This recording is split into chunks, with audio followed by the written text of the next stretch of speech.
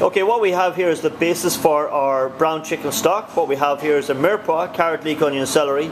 A note would be there that with allergens now in place, you could remove the celery because that is one of the 14 allergens now noted. We have our chicken carcasses here that we're going to brown because, as I said, we're making a brown chicken stock. To help reduce the fat content, we have removed the skin already from the carcasses. These will be roasted for about 40 minutes until they're good and brown. Halfway through then we'll also dab on some tomato puree, and this is the first stage in our brown chicken stock. Okay, we've roasted our veg and roasted our bones here now, so we are ready now to carry on with the next stage, which is put them into our pot. Remove them obviously with the tongs, and then add in our water and tomato puree is in there, and then we will cook that out then and process it on for our dark chicken stock. Okay, we also have here, as part of the initial stage or the prep here, we're also blackening some vegetables. You can see here I have some carrots and I have some onions. What that is going to do is that's going to give flavour, depth of flavour, and also colour to our finished jus and the end, our brown chicken stock here at the moment. What we do is, what you want is that nice black colour. As you can see, the onion is completely black. If I turn the carrot over, you can see that the carrot is starting to blacken nicely as well. You can see there on this pan, I'm using a frying pan here, that I've put tin foil on as well. And that will do is that will protect my frying pan. So once I'm finished, the veg will still blacken, but once finished, then remove the veg and the tin foil, remove that, and then you'll have a clean pan so you don't have any extra wash up. This is part of the initial setup there when you're doing a brown chicken stock. Okay, what we have here is we have a brown chicken stock that we're in the process of making. As you can see here, we're already here at stage 2. So stage 1 was obviously the browning of the carcasses. So the carcasses were roasted in a roasting tray. What we also did is we also roasted our mirepoix, which is carrot, leek, onion and celery.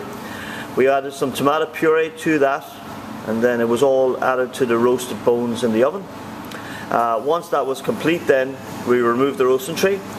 We lifted the bones out using the tongs to minimize transfer of grease or fat that would have rendered down from the skin of the chicken. It was placed into a pot here, as you see, with the vegetables.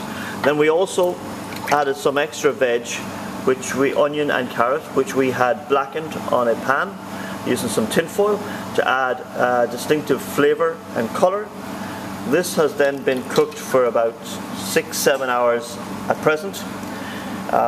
You can see there that we have some grease on the top that needs to be removed. It needs to simmer, okay, and grease needs to be removed periodically, or else it will boil in and make our brown chicken stock cloudy. So we're now at stage 2, so we're going to warm this back up. We're going to remove the fat. We're going to let it go for about another 3 or 4 hours, and then we're going to strain it, and we'll see the next stage then. Brown chicken stock. Okay, here we have the third stage now, is where we have removed all the carcasses and the vegetables, and what we have now is just the flavour which the water has taken on there from the bones, the vegetables, and the tomato puree and stuff like that. So we are now going to reduce that now approximately by 2/3 until it thickens itself basically, and that is stage 3, and I will show you the final stage then and the finishing off. Okay, what we have here then is the final stage to our sauce. So this sauce now has been reduced. We've added a little bit of red currant jelly then at the end to give it a shine, as you can see. We have a nice coating consistency, nice beautiful colour to our sauce. It coats the plate, coats the back of a spoon.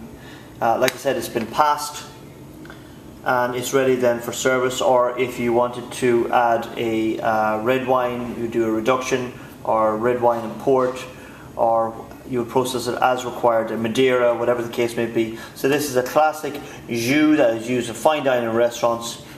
Complete. Done.